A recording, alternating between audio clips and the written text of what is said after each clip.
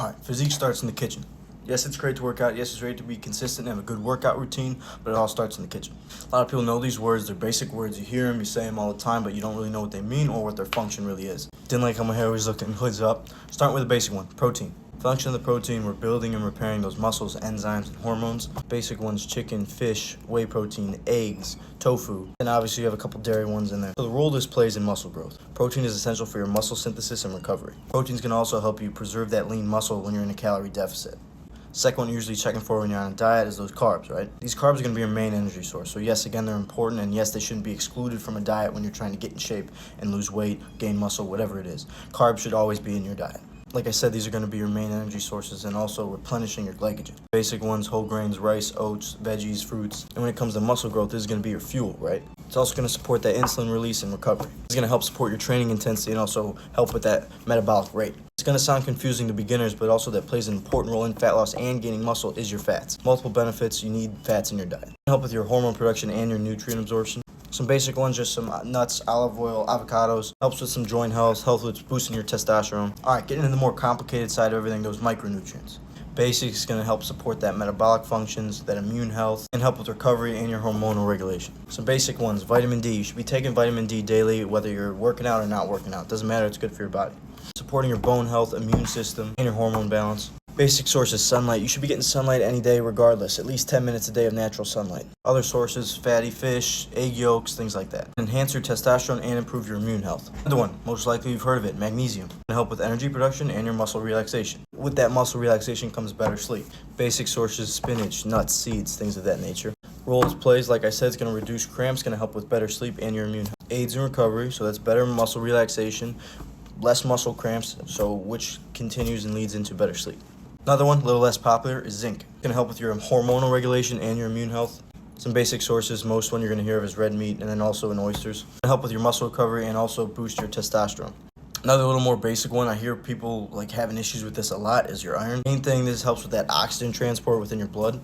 Basics, red meat, spinach. It's going to help prevent some fatigue, which is a main thing in your day-to-day life. Also an essential for your endurance and your performance. Another big one, calcium. Helps with your muscle contraction and your bone health. Basics in your leafy greens and in your dairy products. Good for skeletal health and your muscle function. Then going into your B vitamins. Energy metabolism and your red blood cell production. Basics, whole grains, meats, eggs. Going to support your energy levels and your nervous system. Then get into a big one for athletes, electrolytes. Helps with muscle function and your fluid balance. Basic ones, salt, bananas, potato chips. It's easy to get in, easy to digest, good to have before any athletic event, before you're lifting, whatever. It's going to prevent cramping and help with your hydration. Also help with your muscle contractions. It sounds like a lot, but most of your whole foods are going to cover a lot of these needs for your body. Now we're going to get into something most people don't look into, and that's types of fats, which is huge when you're trying to gain muscle and lose weight and you're not sure what type of fats you need. So most people just try and stay away from fats completely, which is not the right course to take. All right, saturated fats. This is grass-fed beef, butter, coconut oil. Helps support your hormone production, and it promotes your testosterone, and it is beneficial in moderation. Monounsaturated fats, also known as your MUFA fats. Examples, olive oil, avocados, and almonds. Also is going to reduce inflammation. This is awesome for muscle gain and fat loss. Then on to your polyunsaturated fats, being your flax seeds, fatty fish, and also walnuts. This is going to reduce inflammation, but it's also good for your omega-3s, so it's important to get into your diet. It's going to be good for recovery and cardiovascular endurance. Good for your cardiovascular health, lean mass, and also supports your recovery. One in your trans fats. These are the ones you're going to more than likely want to stay away from. These are your baked goods and your fried foods. Harmful to your heart and your metabolism. This is going to increase inflammation and your risk of getting certain diseases. Your ideal fat sources when you're trying to gain muscle and you're trying to eat clean and have a good diet and burn fat are going to be your omega-3s, olive oil and nuts, whole eggs, avocado, and your grass-fed meats in moderation. All right, here are some guidelines when it goes to muscle growth and then you're losing fat at the same time when it goes along with your diet. If you're trying to gain muscle and bulk up and you've been skinny all your life, you've been trying so hard to get away from that skinny fat range, or you're just trying to put on muscle and you're looking for that calorie surplus, just 10 to 15% more calories than where you've been maintaining. You should be eating about 0.8 to 1.2 grams of protein per pound of your body weight, at least. For carbs, 2 to 3 grams per pound, depending on where you're at with your activity level. And then fat should be around 20 to 30% of your main calorie intake. All right, now when you're looking for fat loss and you're looking to lean out, right? Going into your calorie deficit, that's about 10 to 25%. You should be going down from your normal calorie intake. Usually that's about 250 to 500 calories. Protein, you should increase to 1 to 1.2 grams of protein per pound of body weight at least.